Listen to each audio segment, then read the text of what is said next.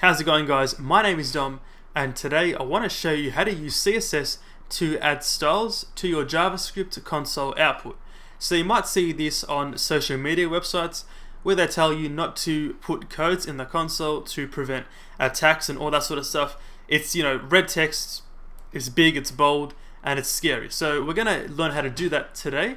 As an example here, I have welcome to decode in a green color. It's a different font and it's an increased font size. So let's get right into it. In your code, you want to use the normal console.log function. You can start out by typing console.log. Now here you provide two arguments. The first one being the text itself, and the second one being the list of CSS styles to apply to that text. So for example, we can type out welcome to decode, like that. Now, you need to specify when the CSS styles will come into play.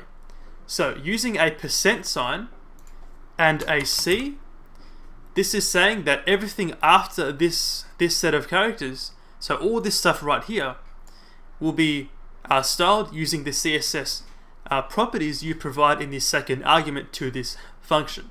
So you can put the %sign C in front of decode, just like that. Now only decode will be applied, only decode will have the actual styles applied to it. But we'll put it as the entire string just for now.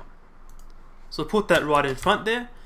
Now the second argument, as I said, you provide the list of CSS styles to apply to that text. Now do this in your typical inline CSS formatting. For example, we can say color and then red, then put a semicolon and do some more. So we'll say font weight, bold, and also font size 30 pixels. So it's as simple as that. We can now save this, go in the browser, and then refresh, see how we go.